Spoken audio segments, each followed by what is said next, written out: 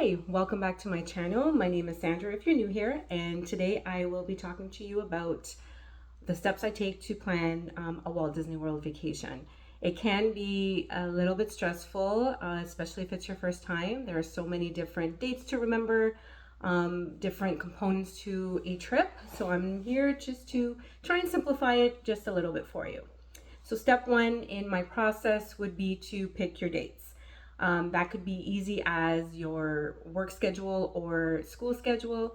You may even choose it based on Epcot's different festivals, which is Food and Wine, Festival of the Holidays, Festival of the Arts, and the Flower and that's my cat, Flower and Garden Festival. You can also choose to pick it based on Halloween season and do Mickey's Not So Scary Halloween Party. You can choose it based on crowds or weather. These are all things that you need to take into consideration when you're planning your what dates you're going to be coming. So that's step one.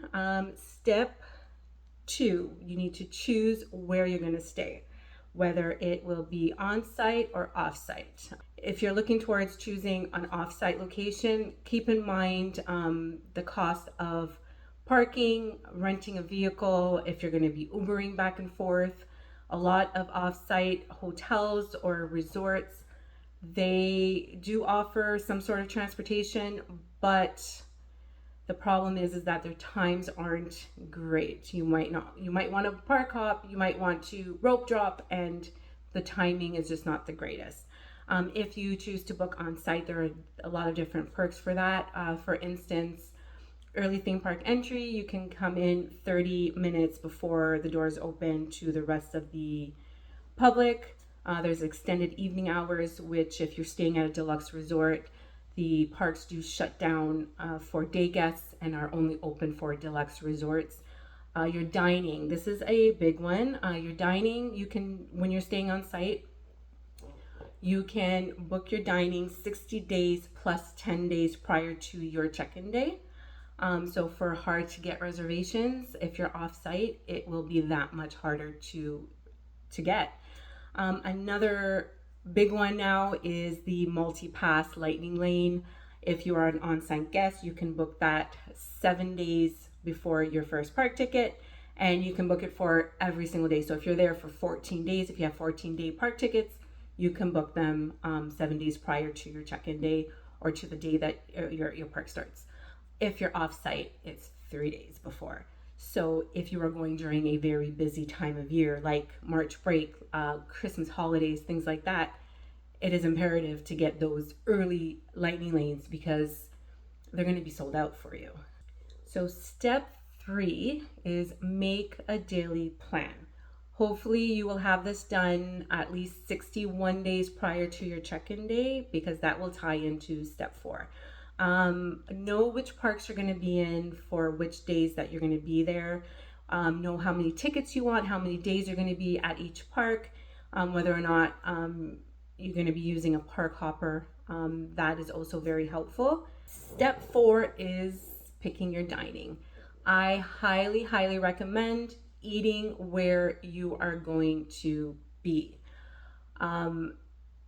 Walt Disney World is enormous, and when you're the first timer, you don't realize how big it is.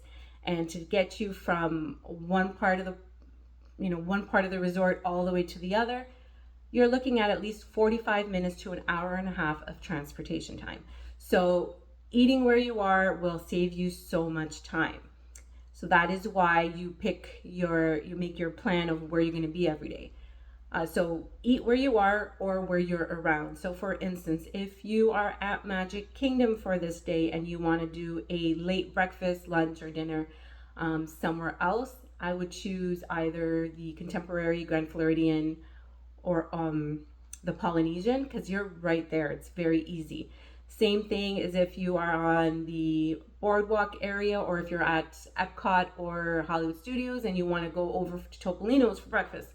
It's close enough that it's not going to take you an hour and a half. Now, if you are, let's say, at the boardwalk, you're staying at the boardwalk, or you are at Epcot one day, and then you want to go to, let's say, Hoop-de-Doo Review, which is all the way over by the Magic Kingdom area, that's going to take you some time.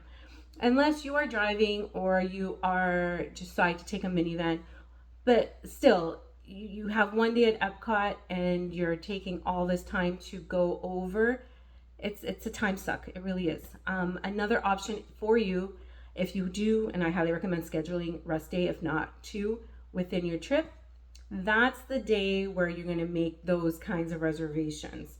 That way it won't interfere with any of your park touring. Step 5 will be make your park touring plan. Now, you're not going to know what you're going to do from, the time it opens to the time it closes. You're going to be making a loose plan. What rides do you want to do? What do you want to accomplish? Are you focusing on kid rides? Are you focusing on adult rides? Will you be doing rider swip? Are you utilizing multi-pass or individual lightning lanes? So you're going to want to do a loose plan. Don't be so, I wouldn't recommend being so strict with your time. Best plan would be to do a few things in the morning, 2 or 3 must do's, maybe 4, have lunch, and then kind of just let the rest of the day fall. It kind of like it's going to be gravy for the rest of the day. Step 6, how are you going to get to Walt Disney World? If you are driving, it's easy peasy. You already know how. If you are flying, a few little tricks. I use the Hopper app. I plug in my dates and it'll tell me if this is a good time, if this is not a good time, when to buy it, when not to buy it. I tend to be very flexible with my dates. For instance, I have a trip coming up and I'm actually off work 2 weeks. So I played with the dates for flying out and I found the best price. It meant I had to kind of change my dates at Disney, which you can switch things around as long as it's before 30 days. So I changed the dates a little bit and I saved a ton of money by booking my flights. Now, when you do use the Hopper app, keep into consideration that it's looking for the lowest price for you. So it might not be the best times for you. It may not be on the airline you want. So take it with a grain of salt. I'm here I fly out of Toronto, so I will look at Toronto prices. I'll even look at prices out of Buffalo. So for me, my opinion is anything under $500 direct from Toronto to Orlando is a pretty decent deal. Anything under $300 is an excellent deal. So for instance, my trip coming up, I booked out of Toronto. We are flying WestJet for 4 people. And it was roughly just under $1,200 round trip. Now I did book WestJet Ultra, which means no carry-on. We do only have a personal item. So a backpack, we're all gonna have a backpack. That'll be our carry-on, which is fine. And I also did use some points. So all in all, I might have paid about $600 Canadian out of pocket, which is an excellent, excellent deal. Step number 7, add extra magic to your trip. Now this could cost you some extra money or it could be absolutely free. For instance, you can make a trip countdown, so you can count down to your trip. You can watch movies leading up. You can listen to podcasts. My favorite podcast right now is the Pixie Dust Fan. They are from here in Canada.